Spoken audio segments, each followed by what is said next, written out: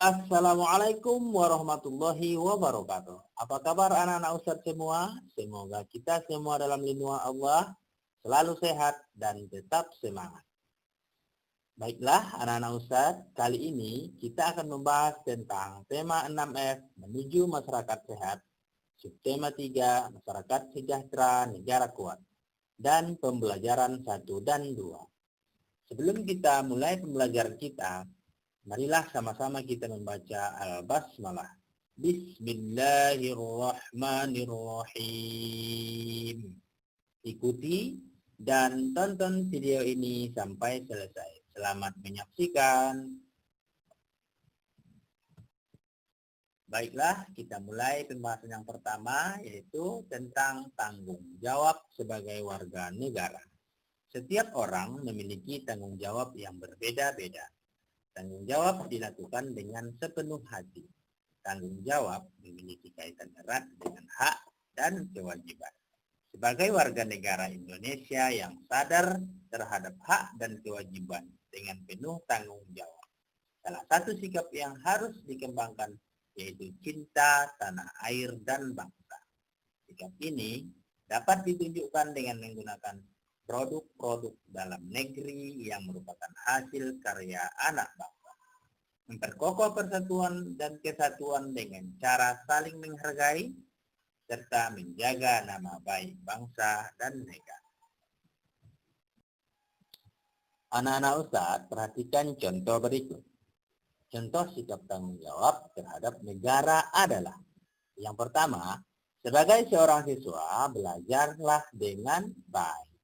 Yang kedua, membela nama baik bangsa.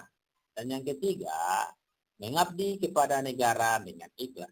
Yang keempat, membeli dan memakai produk dalam negeri. Anak-anak Ustadz, kita lihat beberapa contoh di sini. Anak-anak Ustadz sendiri bisa melaksanakannya. Yang pertama, anak-anak Ustadz harus belajar dengan giat dan belajar dengan lebih semangat lagi. Dan ada juga di sini membeli dan memakai produk dalam negeri. Silakan beli dan pakai produk-produk dalam negeri buatan anak bangsa sendiri, karena mutunya tidak kalah dengan produk-produk di luar negeri. Baiklah anak-anak Ustadz, kita lanjutkan pembahasan berikut, yaitu menentukan letak gagasan utama dan kalimat utama suatu paragraf. Gagasan utama merupakan pokok pikiran dari sebuah teks. Gagasan utama dapat ditemukan di awal, tengah, atau akhir dari paragraf. Gagasan utama terdapat dalam kalimat utama. Sekarang, perhatikan langkah-langkah menemukan gagasan utama berikut. Yang pertama, baca teks dengan cermat. Setelah teks dibaca dengan cermat, baru anak-anak Ustadz temukan kalimat utamanya. Kemarin kita sudah membahas tentang bagaimana cara mencari atau menentukan kalimat utama dalam sebuah paragraf. Setelah anak-anak Ustadz menemukan kalimat utamanya, tentukanlah gagasan utamanya berdasarkan kalimat utamanya. Karena gagasan utama itu terdapat di dalam kalimat utama. Coba anak-anak Ustadz perhatikan paragraf berikut ini. Tanggung jawab merupakan kesadaran manusia terhadap tingkah laku atau perbuatan yang dilakukan. Tanggung jawab juga berarti melakukan perbuatan sebagai perwujudan kesadaran dan kewajiban. Setiap orang memiliki tanggung jawab yang harus dilakukan. Dari paragraf di atas, kita bisa menentukan gagasan utamanya.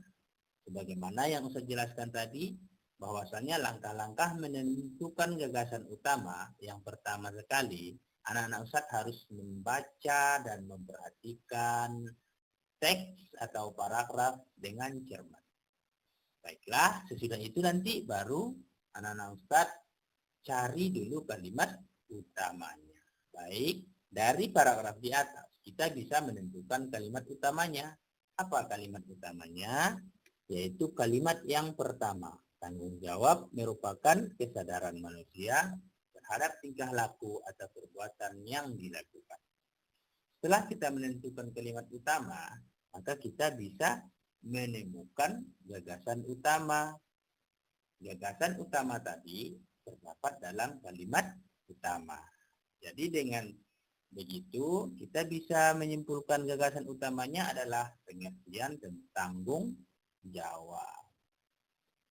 Ya, sedangkan jenis paragrafnya adalah paragraf deduktif karena kalimat utamanya terdapat di awal paragraf. Masih ingat kan pelajaran kita yang kemarin? Silakan anak-anak Ustadz baca-baca kembali pelajarannya tentang kalimat utama. Baiklah anak-anak Ustadz, kita lanjutkan ke muatan SBDP. Jenis reklame, poster, dan brosur. Masih ingatkah anak-anak Ustadz itu apa reklame? Ya, reklame adalah cara untuk mempromosikan atau memperkenalkan suatu produk kepada orang banyak. Jenis reklame yang sering kita jumpai yaitu poster dan brosur. Poster adalah reklame berupa selembar kertas dengan ukuran lebih besar, berisi informasi serta gambar yang menarik. Sedangkan brosur adalah reklame yang berupa selembar kertas yang lebih kecil dari poster. Brosur biasanya dibagikan di tempat umum, seperti di jalan, di mal, dan di tempat keramaian lainnya. Anak-anak Ustadz, berikut ini adalah contoh dari gambar poster dan brosur. Gambar yang pertama, lomba desain poster digital. Ini adalah contoh dari poster. Sedangkan gambar yang kedua adalah contoh dari brosur. Anak-anak Ustadz pasti pernah menemukan baik di rumah, di sekolah, dan di lingkungan tempat tinggalnya. Anak-anak Ustadz juga bisa mengecek, melihat contoh-contoh poster yang lain di dalam bukunya. Baiklah anak-anak Ustadz, cukup sekian video pembelajaran kita kali ini. Semoga bermanfaat. Kita tutup dengan membaca Alhamdulillahirabbil alamin.